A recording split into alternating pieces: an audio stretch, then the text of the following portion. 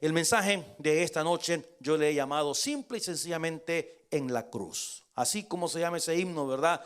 En la cruz, en la cruz. Se llama el mensaje en la cruz. Y quiero que veamos algunos aspectos teológicos. No simple y sencillamente el hecho de que Cristo murió por nosotros, sino el significado, lo que implica que Jesús haya muerto en la cruz por nosotros. ¿Qué dice la Biblia al respecto? Así es que vamos a leer el Evangelio según San Juan, capítulo 19 y versículo 17. Dice la palabra del Señor: y él, cargando su cruz, salió al lugar llamado de la calavera, y en hebreo Gólgota. Y allí le crucificaron, y con él a otros dos, uno a cada lado, y Jesús en medio. Escribió también Pilato un título que puso sobre la cruz, el cual decía: Jesús Nazareno, Rey de los Judíos. Y muchos de los judíos leyeron este título porque el lugar donde Jesús fue crucificado estaba cerca de la ciudad, y el título estaba escrito en hebreo, en griego y en latín. Dijeron a Pilato los principales sacerdotes de los judíos: no escribas Rey de los Judíos, sino que él dijo: soy Rey de los Judíos. Respondió Pilato: lo que he escrito, he escrito. Cuando los soldados hubieron crucificado a Jesús, tomaron sus vestidos e hicieron 4 partes, una para cada soldado. Tomaron también su túnica, la cual era sin costura, de un solo tejido, de arriba abajo. Entonces dijeron entre sí: no la partamos, sino echemos suerte sobre ella, a ver quién será, a ver de quién será. Esto fue para que se cumpliese la escritura que dice: repartieron entre sí mis vestidos, y sobre mi ropa echaron suertes. Y así lo hicieron los soldados. Estaban junto a la cruz de Jesús su madre y la hermana de su madre, María, mujer de Cleofas, y María Magdalena. Cuando vio Jesús a su madre y al discípulo a quien él amaba que estaba presente, dijo a su madre: mujer, he ahí tu hijo. Después dijo al discípulo: he ahí tu madre. Y desde aquella hora el discípulo la recibió en su casa. Después de esto, sabiendo Jesús que ya todo estaba consumado, dijo, para la escritura se cumpliese: tengo sed. Y estaba allí una vasija llena de vinagre, y entonces ellos empaparon en vinagre una esponja, y poniéndola en un hisopo se la acercaron a la boca. Cuando Jesús hubo tomado el vinagre, dijo: tetelestai es la palabra en el griego, consumado es. Y habiendo inclinado la cabeza, entregó el espíritu. Padre querido, gracias por esta bendita palabra. Gracias por este día que es tan especial, donde el mundo que te conoce, aquellos que tenemos al Espíritu de Dios en nuestros corazones, hemos dedicado para adorarte, para exaltarte y reconocer tu obra, la obra perfecta, el sacrificio perfecto en la cruz a favor nuestro. Bendito sea tu nombre, bendice a tu pueblo. Oramos por este mundo que está en luto, Señor, por tantas muertes. Oramos por tus hijos, por tu pueblo. Guárdanos, protégenos, bendícenos en el nombre de Jesús. Amén. Muy bien. Simple y sencillamente el mensaje en la cruz. Entonces quiero que ponga un poquito de atención. La idea es que aprendamos algunos aspectos de la cruz. No simple y sencillamente esas palabras que muchas veces tenemos en la mente, lo que pasó en la cruz y lo que pasó en la cruz, pero ¿qué fue verdaderamente lo que pasó en la cruz? Y yo quiero hablarles, si el tiempo nos ayuda, unos 7 aspectos de situaciones que pasaron en la cruz, y quiero entrar en materia para que nos alcance bien el mensaje y el tiempo. Primera situación que sucedió en la cruz. En la cruz se cumplió la profecía. Primera cosa, fíjate, muchas personas se preguntan acerca de este libro sagrado, la Biblia. Usted va a encontrar gente que dice: pero es que el papel aguanta con lo que se le ponga. Pues no, este papel en realidad, porque esta es la palabra bendita del Señor. Esta es la inerrante palabra de Dios, la Biblia. Y mis queridos y amados hermanos, miles de años antes, los profetas habían dicho que lo que sucedió en la cruz del Calvario un día iba a suceder. De hecho, fíjate, en Isaías capítulo 53, para aquellas personas que están apuntando o aquellos que están guardándolo ahí en su corazoncito. Isaías 53 es un pasaje de la Biblia que nos habla acerca del siervo sufriente. La pregunta que se hace la gente es: ¿y quién es ese siervo sufriente? ¿Quién es ese? ¿Está hablando el profeta de sí mismo o está hablando de algún otro? Pues mira, si nos vamos a Isaías capítulo 53, en el versículo 3, mire todo lo que dice el capítulo y se va a dar cuenta usted que miles de años antes, habiendo sido escrito Isaías, o 700 años antes, tiene cumplimiento precisamente lo que sucedió en la cruz. ¿Cuál es el nombre de este mensaje? Dice el versículo 3: despreciado y desechado entre los hombres, varón de dolores, experimentado en quebranto, como que escondimos de él el rostro, fue menospreciado y no lo estimamos. Versículo 4: ciertamente llevó él nuestras enfermedades y sufrió nuestros dolores, y nosotros le tuvimos por azotado, por herido de Dios y abatido. Mas él herido fue por nuestras rebeliones, molido por nuestros pecados.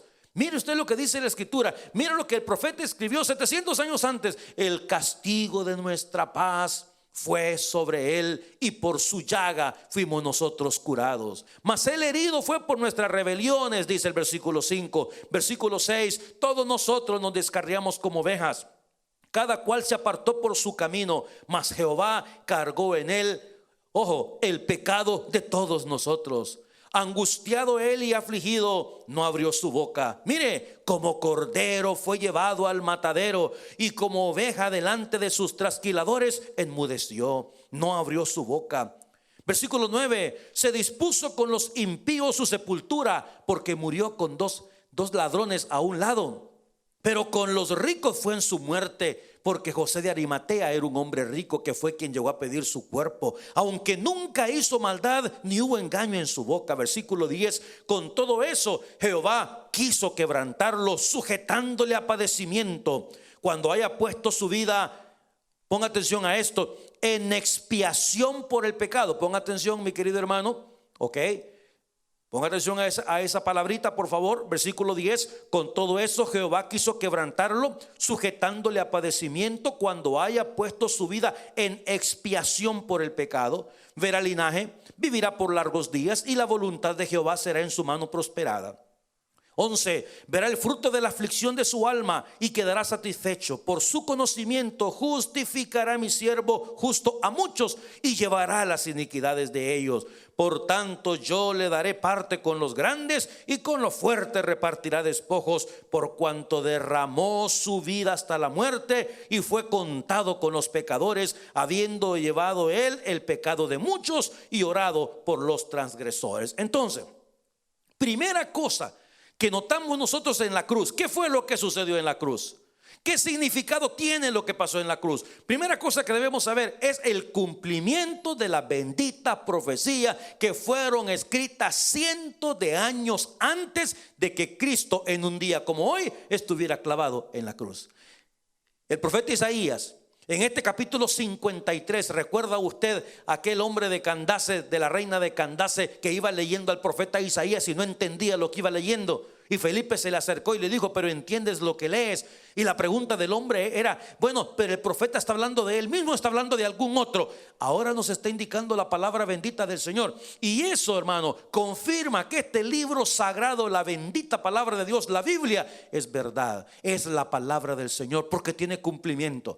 Este libro no tiene escritas historias que nunca sucedieron. Los profetas inspirados por la palabra del Señor, inspirados por el Dios mismo de la gloria, hablaron, y las cosas que hablaron sucedieron y se cumplieron. Esta que estamos hablando, mientras Cristo Jesús en un día como hoy se encontraba colgado en la cruz del Calvario. El Salmo capítulo 22, imagínate, este salmo que se conoce como un salmo mesiánico, muchísimos cientos de años antes de que Cristo fuera a la cruz. El Salmo capítulo 22 versículo 1 dice las mismas palabras que Jesús dijo cuando estaba en la cruz del Calvario: Dios mío, ¿por qué me has desamparado? En el mismo capítulo 22 versículo 7: todos los que me ven me escarnecen, estiran la boca, menean la cabeza, diciendo: se encomendó a Jehová, líbrele él, sálvele, puesto que en él se complacía. Y el versículo 15 dice: y mi lengua se pegó a mi paladar. El 18, mire usted: repartieron entre sí mis vestidos, y sobre mi ropa echaron suertes. ¿Te das cuenta? En la cruz, el cumplimiento perfecto de la profecía de que el Hijo de Dios sufriría y llevaría el pecado de todos nosotros en la cruz del Calvario. Esa es primera situación que nosotros vemos. Y hablando teológicamente, para demostrar y argumentar que este libro sagrado, la palabra de Dios, viene del cielo, que es Dios mismo hablando a nuestras vidas, nosotros podemos decirle a cualquier persona: mire, todo lo que los profetas dijeron acerca de la persona de Cristo se cumplió estando en la cruz. Ahora fíjate lo maravilloso de todo esto, porque esto se enlaza precisamente con la obediencia de Jesús.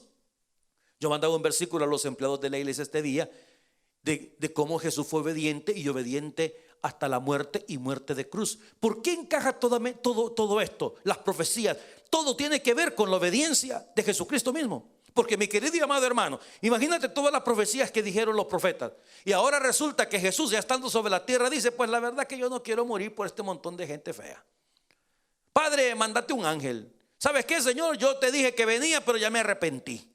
Yo no quiero morir por este atajo de pecadores. Mira cómo me han tratado, mira las cosas que me han hecho.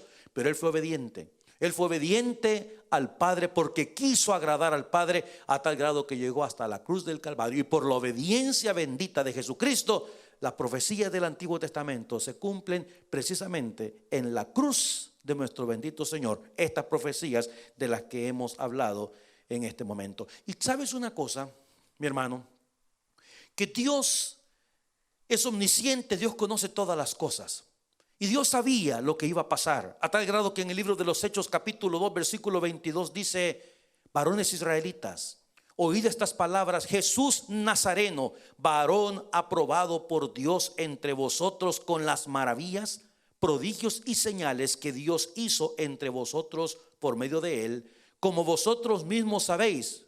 Ponga atención: a este entregado por el determinado consejo, y mire lo que dice más adelante, y anticipado conocimiento de Dios. Dios sabe todas las cosas. ¿Cómo no creer en Dios? ¿Cómo no entregarle la vida al Rey de la Gloria? ¿Cómo no vivir para el Señor, mi hermano? Si mire, esto que pasó en la cruz del Calvario, teológicamente hablando, nos está indicando: Dios sabía, porque Dios conoce todos los tiempos. Dios conoce toda la historia, desde el principio hasta el final. Y ahora tenemos a un Cristo que está cumpliendo las profecías del Antiguo Testamento, yendo a la cruz del Calvario. Por eso esas palabras de Jesús diciendo: tetelestai, finiquitado es, está terminado, consumado es. Señor, ya pagué el precio que tenía que pagar, ya cumplí lo que tú me mandaste hacer sobre la faz de la tierra. Primera cosa, entonces, en la cruz, ¿qué pasó? Se cumplieron las profecías escritas acerca de nuestro bendito Salvador Cristo Jesús. Y escúcheme una cosa, mi hermano, es bien importante que nosotros los cristianos aprendamos a conocer bien la Biblia. Yo sé que a muchos creyentes les gustan más las historias, ¿verdad? Les gusta que uno venga y les cuente que cuando yo iba para tal parte me pasó tal cosa y aquí. Pero descuidamos muchísimo estos aspectos fundamentales de la Biblia, que son importantes. Mi pueblo perece porque le faltó conocimiento, dice la Escritura.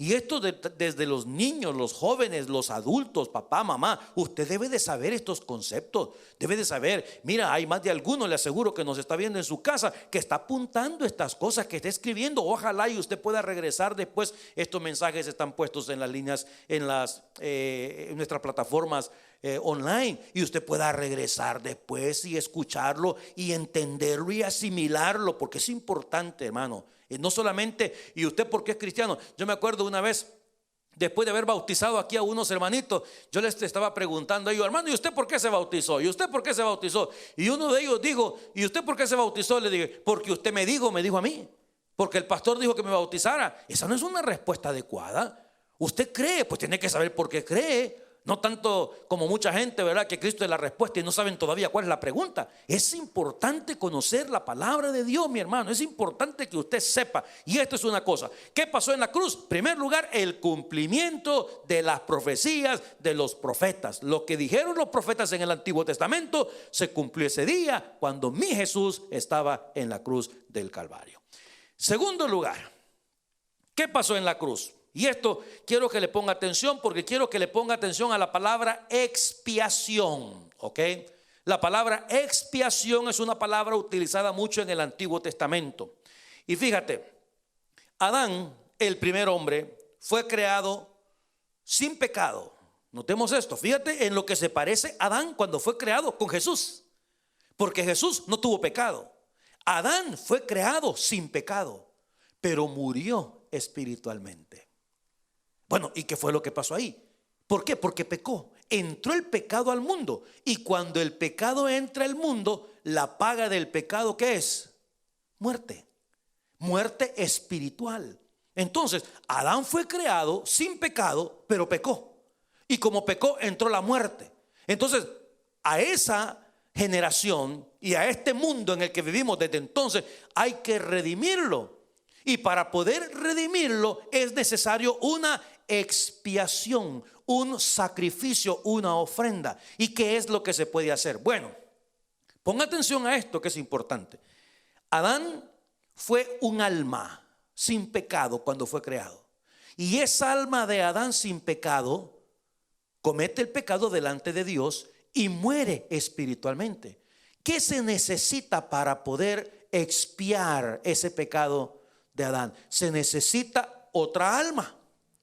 Pero una alma ya pecaminosa, no, tiene que ser una alma sin pecado.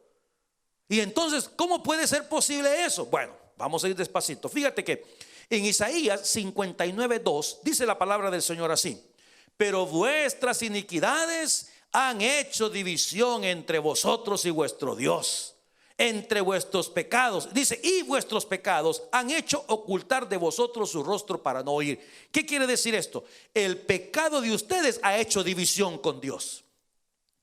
Y para volver a tener comunión con Dios es necesario una expiación.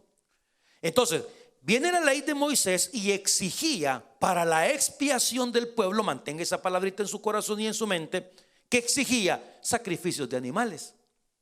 Pero el problema era este: lo que se perdió en el huerto del Edén fue un alma sin pecado, que fue la de Adán cuando fue creado.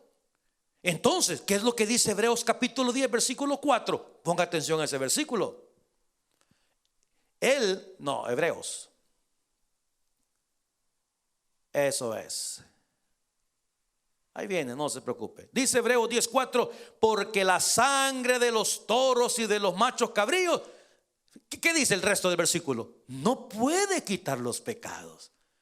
¿Por qué? Porque lo que se perdió en el huerto del Edén fue una persona que fue creada sin pecado. Y el pecado fue lo que trajo la maldición al mundo. El pecado fue lo que trajo la maldición precisamente al resto de las generaciones. Por una persona entró ese pecado. Entonces es necesario realizar una expiación.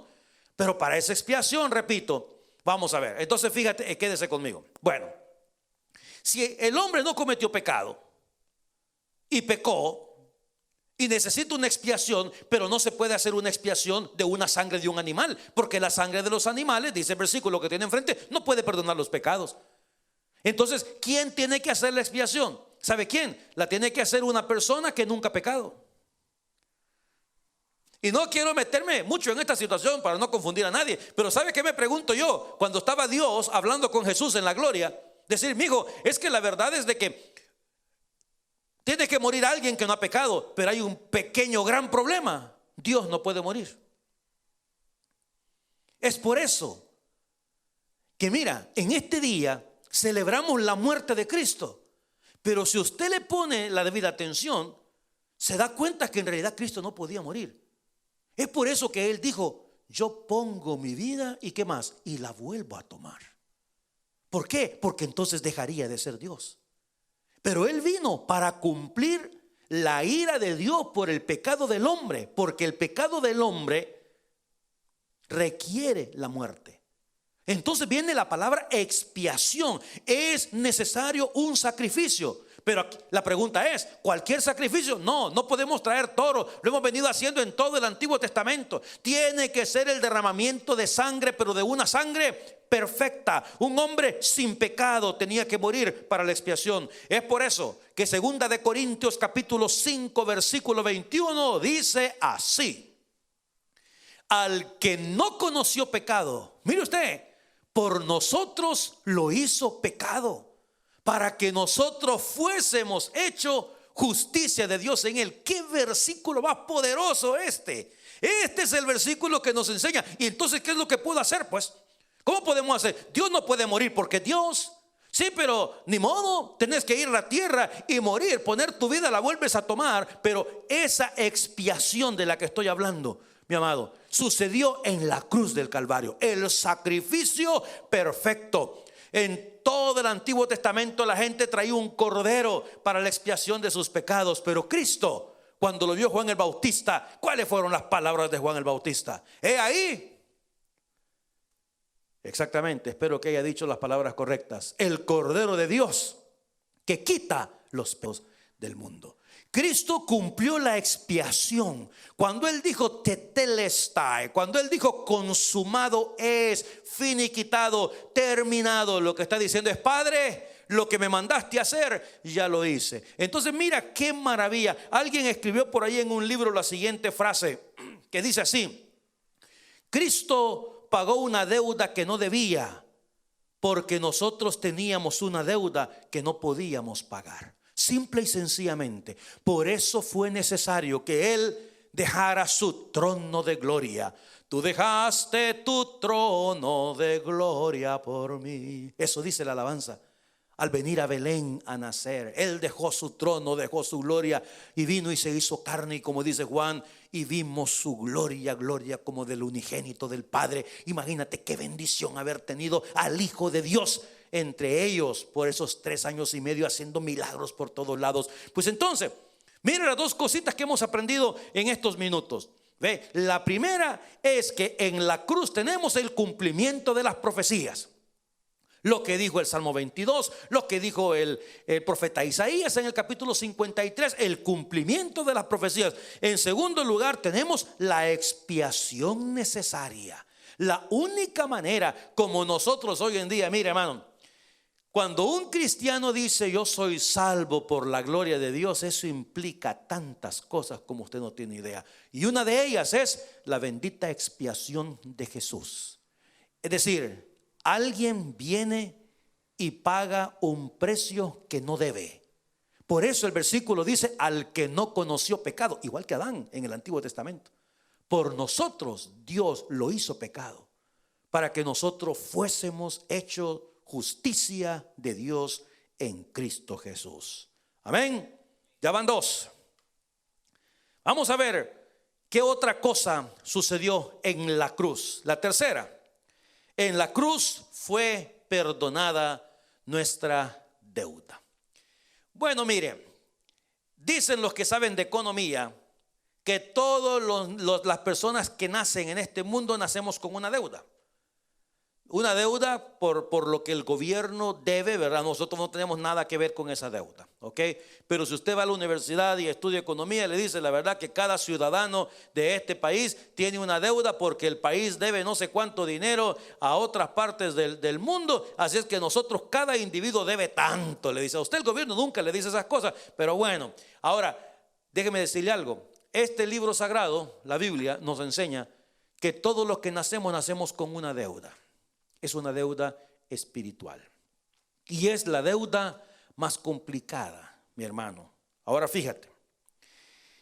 Quiero leer para ustedes, y vamos a ponérselo ahí en la pantalla, Colosenses capítulo 2, versículo 14, que dice así: anulando el acta de los decretos que había contra nosotros.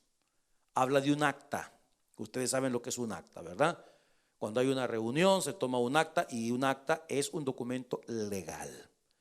En esa acta habían decretos. Los decretos eran contrarios. Quiere decir que esa acta está lista para ser llevada a una corte, a un tribunal. No está hablando de las cosas buenas que nosotros hemos hecho. ¿Por qué? Porque todas las cosas que se encuentran en ese documento legal dice que están en contra de nosotros, ¿verdad? Yo acabo de recibir, mi familia acabo de recibir hace poco un SU, ¿verdad? Una demanda. Y ahí en todos los papeles que escribe el abogado dice todas las cosas que están en contra de uno. Ahora, este versículo nos habla de un acta, nos habla que es de decretos y que está en contra de nosotros. Ahora, Yo quiero mostrarle ese mismo versículo, pero en la Nueva Versión Internacional. Y se va a dar cuenta que nos da mayor claridad. Dice, y anular, ¿qué cosa? La deuda, es lo que le acabo de decir. La tercera cosa que aprendemos es que en la cruz nuestra deuda fue cancelada. En la cruz. Y anular la deuda. Y mire usted, que teníamos pendiente. Ahora, esto, mi querido y amado hermano, nosotros lo entendemos, ¿sabe por qué? Porque nosotros tenemos al Espíritu de Dios en nuestros corazones. Si usted sale a la calle ahorita y usted le dice a su vecino que no conoce a Dios, mire, don fulano, usted sabe que tiene una deuda con Dios, se va a reír de usted. ¿Por qué? Porque es un hombre natural y el hombre natural no percibe las cosas que son espirituales.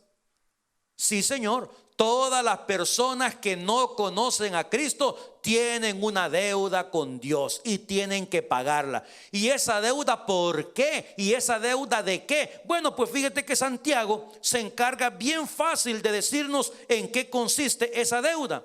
En Santiago capítulo 2 versículo 8, ahí nos dice Santiago en qué consiste la deuda. Dice el versículo 8, deja ver, no, Santiago capítulo 2, yo tengo aquí el versículo 10, tengo acá, porque cualquiera, más bien, ok, ahí está, porque cualquiera que guardare toda la ley, ahí está don Bueno, mira, ahí está don Bueno, póngale atención a esto. ¿Por qué? Porque hay personas que no conocen al Señor, que cuando usted les habla del evangelio, ¿sabe qué le contestan? Si yo no le hago mal a nadie. Mire, yo cuando puedo ayudar a la gente, yo le ayudo. Yo me comporto mejor de los que se comportan mucha gente que está metida ahí en su iglesia. Entonces, dice Santiago, porque cualquiera que guardare toda la ley, pero ofendiere en un punto, ¿qué dice la palabra del Señor? Se hace culpable de ¿cuántos? De todos, mi hermano. Es decir, Dios exige, ponga atención a esto. Y un día de esto le voy a explicar un poquito más despacio esta situación. Dios a Dios no lo puedes agradar con 99, lo agradas con 100. ¿Me escuchó? A Dios lo agradas con 100, no con 99. Pero entonces surge un problema. Nosotros no podemos, por el pecado que mora dentro de nosotros. Entonces dice Dios, como ustedes no pueden, yo les voy a dar un nuevo corazón. Nos da un nuevo corazón y nos justifica. Cuando Dios nos justifica, Él nos ve por medio de su justicia, y así es la única manera de poder llegar hasta 100, por la justificación de Cristo en la cruz del Calvario. Es la única forma. Es por eso que el apóstol habla de nosotros los perfectos. Claro, perfectos bajo los ojos del Señor, pero aquellas personas que no conocen a Dios tienen una deuda, y por más bien que se porten no pueden llegar a esa estatura. Hay una deuda con Dios, y esa deuda, bueno, fíjate, te sigo leyendo. Versículo 11. Porque el que dijo no cometerás adulterio, también ha dicho no matarás. Ahora bien, si no cometes adulterio pero matas, ya te has hecho transgresor de la ley. Es decir, si usted se presenta en una corte, usted se presenta ante el juez, ¿ok? Resulta culpable. ¿Por qué? Porque ha quebrantado la ley. Usted puede decir, pero mire, yo no he hecho esto, no he hecho aquí, no he hecho allá. Sí, pero la quebrantó en una de sus mandamientos, y por haberla quebrantado en una, es como que la haya quebrantado completamente toda la ley. Y cuando se quebranta la ley, le cuento, ¿sabe qué sigue? Juicio, mijo. ¿Ve? Hay que ir a la corte, y en el juicio se te presentan los cargos.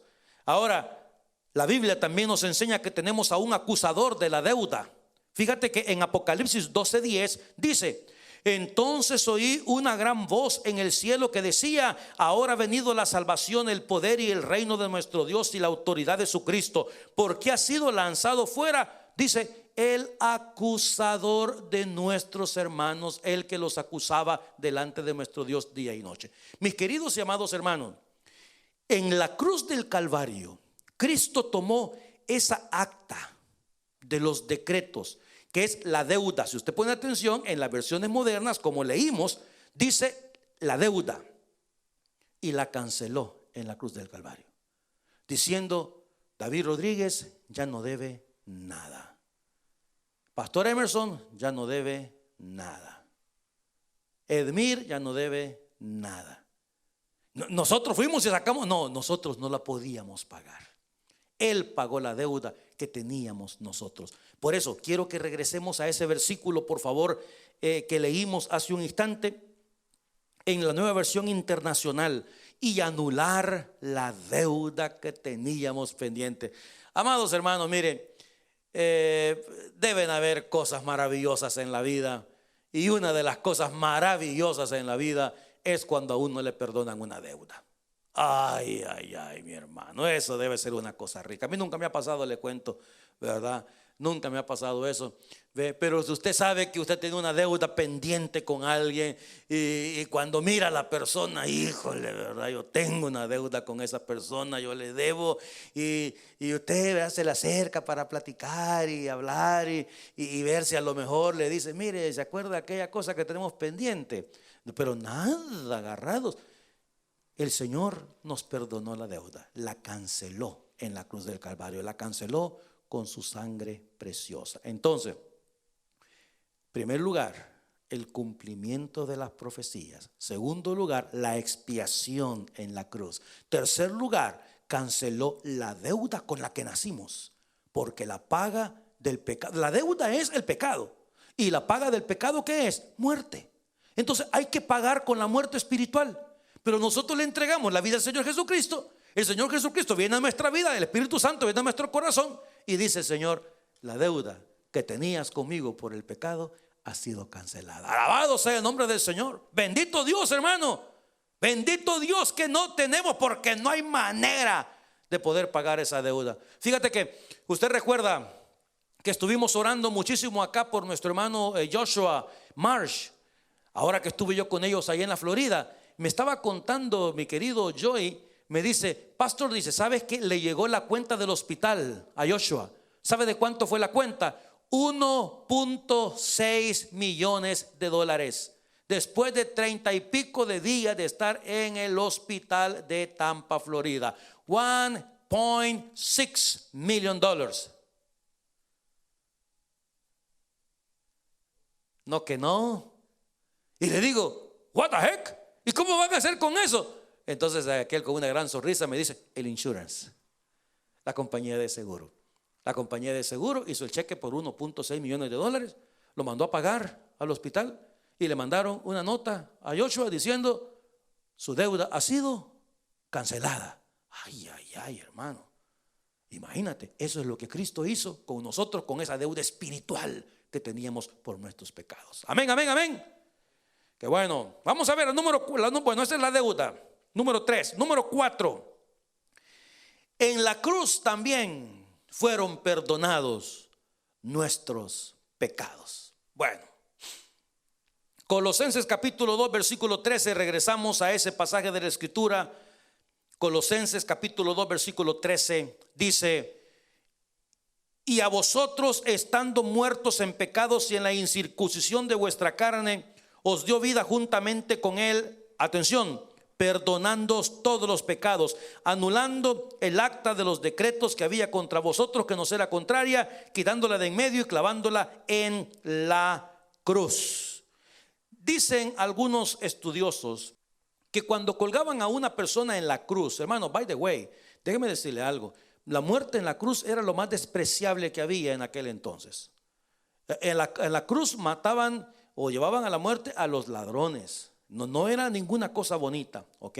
Y dicen que en la misma cruz le ponían un papel con todas las cosas malas que estaban acusando a la persona, y que esa es la razón por la cual el apóstol Pablo nos habla de esa acta de los decretos. Mira, en esa cruz, al derramar la sangre perfecta, el Señor Jesús pagó por nuestros pecados. No fue el sufrimiento, no fueron los clavos, no fueron los golpes, no fue la bofetada que le daban al Señor, no fueron ninguna de esas cosas. Es el derramamiento de sangre, porque sin derramamiento de sangre, ¿qué dice la palabra? No hay remisión de pecados. Entonces, al derramar Jesús su sangre, mis pecados son perdonados. Bendito sea el nombre del Señor. ¿Dónde sucedió eso? En la cruz del Calvario. Mis pecados no son perdonados por los milagros que hizo Jesús. Mis pecados no son perdonados por haber convertido el agua en vino, ni por haberle dado de comer a 5,000 personas. Mis pecados son perdonados por la sangre preciosa de Cristo derramada en la cruz y por la fe que yo he activado en mi Señor Jesucristo. Por decir, yo creo, yo confío en el Señor. Entonces, en la cruz del Calvario también mis pecados son perdonados. El Salmo capítulo 103, versículo 11 dice: porque como la altura de los cielos sobre la tierra, engrandeció su misericordia sobre los que le temen.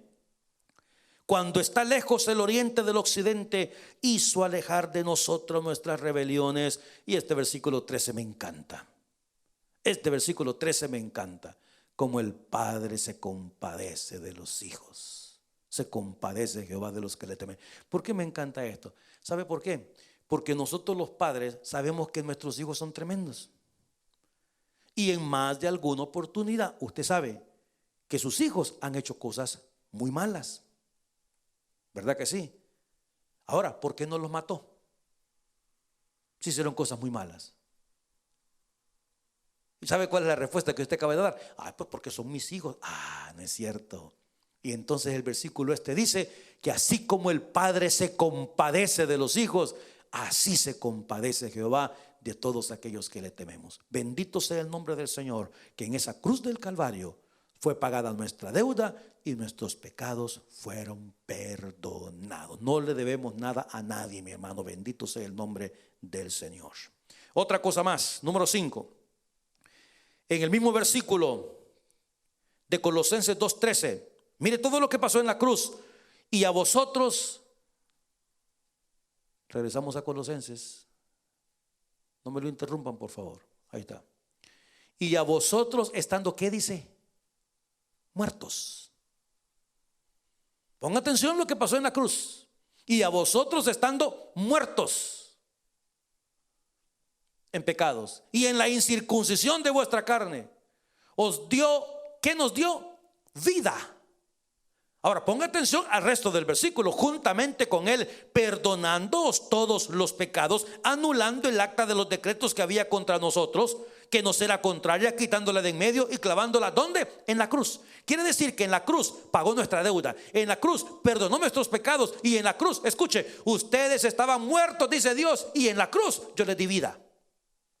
Gloria a Dios, hermano. Por eso que Jesús le dijo a aquel hombre: deja que los muertos entierren a sus muertos. ¿Sabe usted que todas las personas que no tienen a Cristo en el corazón, de acuerdo a este libro sagrado, están muertos espiritualmente hablando?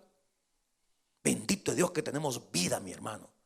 Alabado sea el nombre del Señor, que tenemos vida, porque Él nos dio vida y vida espiritual.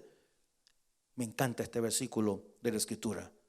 Nos dio vida cuando estábamos muertos en delitos y pecados. Por eso es que Efesios capítulo 2 versículo 1 dice: y Él os dio vida a vosotros cuando estabais muertos en vuestros delitos y pecados. Y un muerto apesta, mi hermano.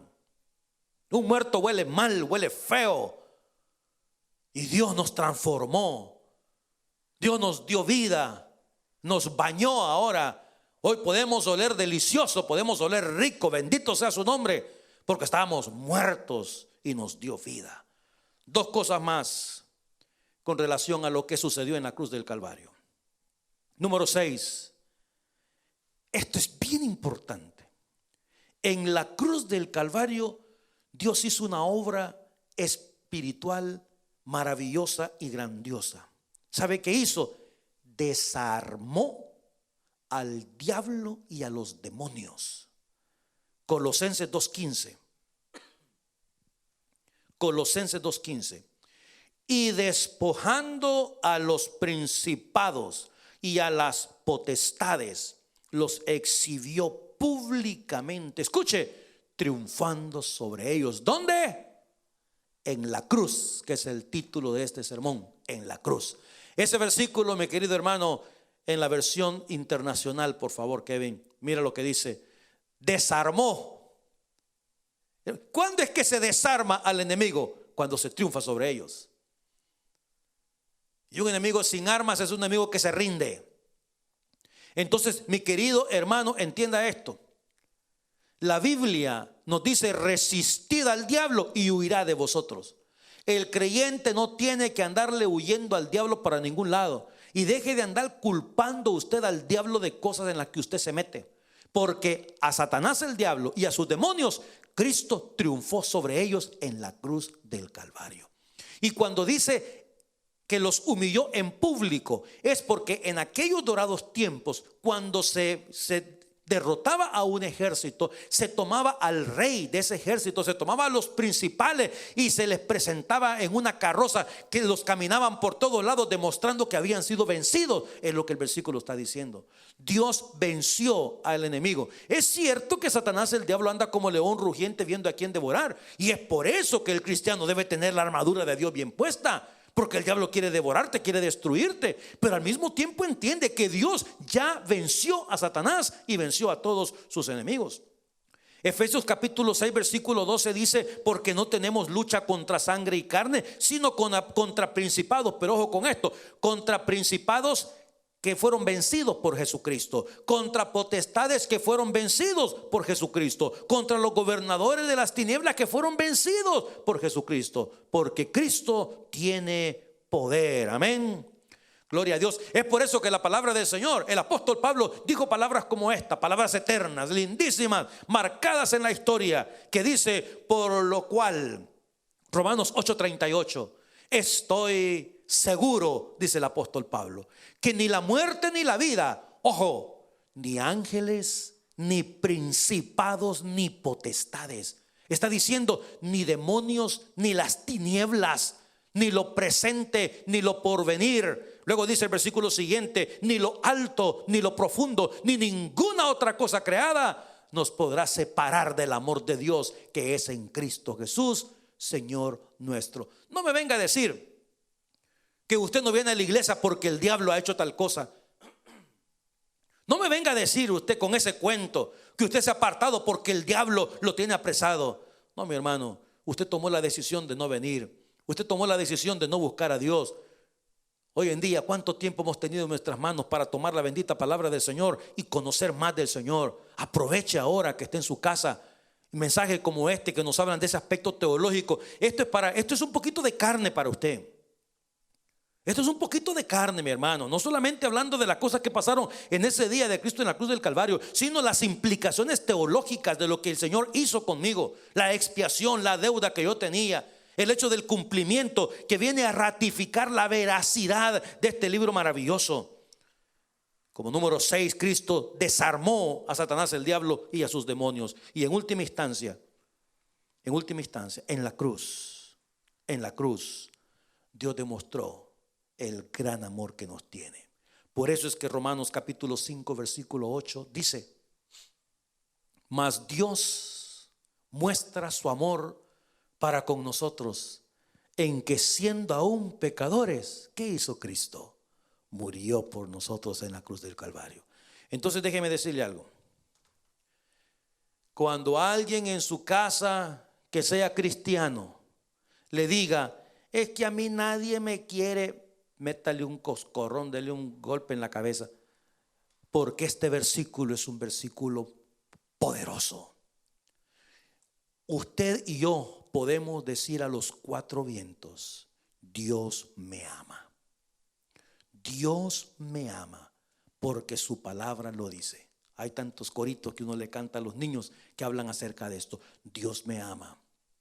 Dios me ama. Usted preocúpese porque lo amen otras personas, ¿ok? Porque algunas personas tienen un carácter de alacrán que la gente no quiere acercarse a usted. Pero Dios sí lo ama. Y lo ama tanto que fue a la cruz. Y lo ama tanto que murió por usted. Hay algo que alguien escribió hace mucho tiempo que dice: yo le pregunté a Dios, le pregunté a Jesús cuánto me amaba. Y dice que Jesús extendió sus brazos y le dijo: te amo tanto hasta la cruz. Eso hizo el Señor y lo hizo por amor. Lo hizo por amor. Dios nos ama tanto que entregó a su Hijo. Y una de las cosas lindas que tiene este amor, y quiero que entienda, mi hermano, es esto: el amor de Dios no es como aquel tipo de amor cuando nosotros le decimos a un montón de gente de una sola vez: los amo. Como cuando aquellos artistas, ¿verdad?, están enfrente de 50,000, 100,000 personas y le dicen: I love you all, y ni sabe quiénes son los que están enfrente. Este tipo de amor es un amor personal. Este tipo de amor es un amor individual. Es un amor en el que Dios te dice con tu nombre. Te llama por tu nombre y te dice: yo te amo, y te amo tanto que me entregué por ti en la cruz. Bendito sea el nombre del Señor. Hermanos, todas estas cosas sucedieron en la cruz. Para mucha gente la cruz es locura. Por eso el apóstol Pablo, escribiendo a la iglesia en Corinto, en el capítulo 1, versículo 18, dice: porque la palabra de la cruz, de lo que estamos hablando, es locura. ¿Pero a quién? A los que se pierden. Pero a los que se salvan, mire qué lindo. Pero a los que se salva, esto es a nosotros. ¿Qué es la cruz? Es poder de Dios. ¿Se dio cuenta? Es el poder de la cruz. Para los que se pierden es locura, pero para nosotros los que nos salvamos, la cruz es poder. Por esta locura de la cruz, millones de personas hoy alabamos el nombre de Cristo. Por esta locura de la cruz fuimos alcanzados por Cristo un día. Por esta locura de la cruz un día seremos arrebatados y recibiremos al Señor en las nubes. Por esta locura de la cruz un día le veremos cara a cara. Por esta locura de la cruz miles de personas vienen a los pies de Cristo cada día. Por esta locura de la cruz mis pecados han sido perdonados. Por esta locura de la cruz los redimidos honramos, alabamos, exaltamos y adoramos a Dios. Por esta locura de la cruz tenemos vida eterna.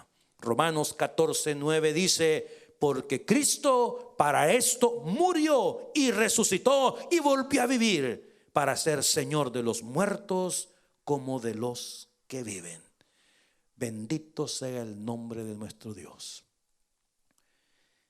Termino con un texto de la Escritura que encontramos en Efesios capítulo 2 versículo 9, que dice: por lo cual Dios también le exaltó hasta lo sumo. Filipenses 2:9, y le dio un nombre que es sobre todo nombre, para que en el nombre de Jesús se doble toda rodilla de los que están en los cielos y en la tierra y debajo de la tierra, y toda lengua confiese que Jesucristo es el Señor, para gloria de Dios Padre.